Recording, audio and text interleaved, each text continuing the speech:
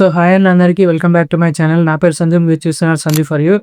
So ఇంకా late ఏం చేయకుండా let's get in to the video. Intermediate అయిపోయింది, నెక్స్ట్ బీటెక్ జాయిన్ అవుదాం అనుకుంటున్నారా? అయితే ఈ వీడియో మీకోసమే.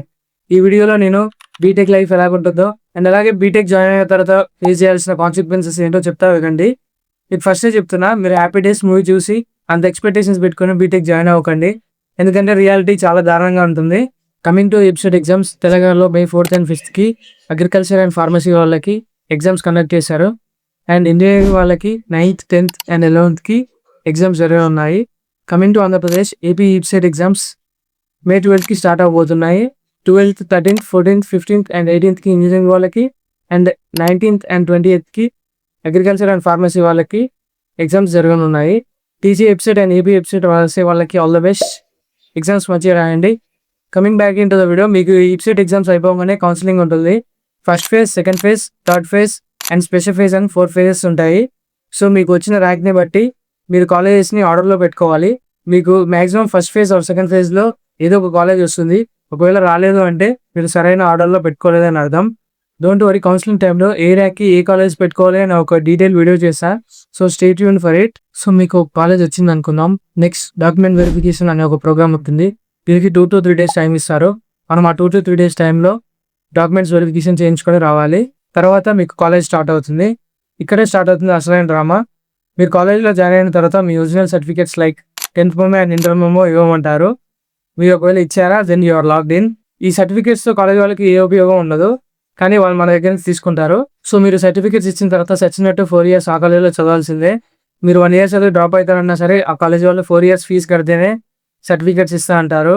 సో ఇది ఇలా పక్కన ఉంచితే ఇప్పుడు మనం తెలంగాణ ఫీ రీఇంబర్స్మెంట్ ఇష్యూ గురించి మాట్లాడుకుందాం. అరౌండ్ 2019 నుంచి కాలేజీకి రావాల్సిన ఫీ రీఇంబర్స్మెంట్స్ లేట్ అవుతూనే ఉన్నాయి. దీనివల్ల చాలామంది స్టూడెంట్స్ సఫర్ అవుతున్నారు. ఈ ఫీ రీఇంబర్స్మెంట్స్ ఆగిపోవడం వల్ల చాలా కాలేజెస్ స్టూడెంట్స్కి సర్టిఫికేట్స్ ఇవ్వడం ఆపేశాయి. అండ్ కొన్ని కాలేజెస్ అయితే ఫోర్స్ఫుల్గా స్టూడెంట్స్ నుంచే ఫీజు కట్టించుకుంటున్నారు. అండ్ మొన్న తెలంగాణ హైకోర్టు కూడా ఒక బిల్ని ఇష్యూ చేసింది. అందులో కాలేజెస్ టెంపరీగా స్టూడెంట్స్ దగ్గర నుంచి ఫీ కట్టించుకోవచ్చు అని ఉంది. సో ఇది తెలంగాణ బీటెక్ కాలేజెస్లో ఉన్న సిచ్యువేషన్. సో మనం ఈ ఫీ రీఇంబర్స్మెంట్ ప్రాబ్లమ్స్ ఫ్యూచర్లో సాల్వ్ అవ్వాలని ఆశిద్దాం. ఇప్పుడు మనం బీటెక్లో జాయిన్ అయిన తర్వాత ఎలా ఉంటుందో మాట్లాడుకుందాం. ఫస్ట్ డే కొత్తగా ఉంటుంది అండ్ స్లోగా ఫ్రెండ్స్ అవుతారు.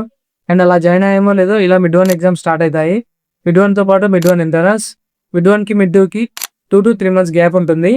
అండ్ తర్వాత మళ్ళీ మిడ్ 2 ఇంటర్నల్స్, తర్వాత ఎక్స్టర్నల్స్ అండ్ సెమిస్టర్.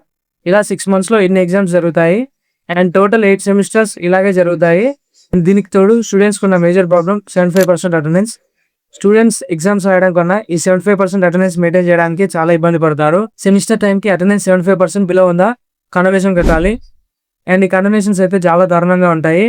కండోనేషన్స్ కాలేజ్ని బట్టి వేరే అవుతాయి. కొన్ని కాలేజ్లో చాలా ఎక్కువ ఉంటుంది, కొన్ని కాలేజ్లో నార్మల్గా ఉంటుంది. బట్ ఈ కండోనేషన్స్ కట్టడానికి స్టూడెంట్స్ అయితే చాలా ఇబ్బంది పడతారు.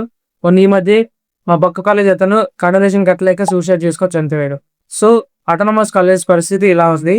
అందరూ అంటారు కదా 10th అయిపోయిన తర్వాత ఇంటర్మీడియట్లో ఎంజాయ్ చేయొచ్చు, ఇంటర్మీడియట్ అయిపోయిన తర్వాత బీటెక్లో ఎంజాయ్ చేయొచ్చు అని.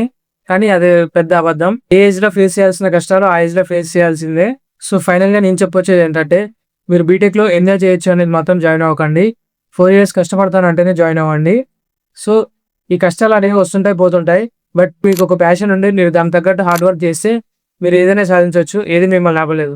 So that's it for this video guys. మీకు ఈ వీడియో ఇన్ఫర్మేటివ్ అనిపిస్తే please do like, share and subscribe the channel.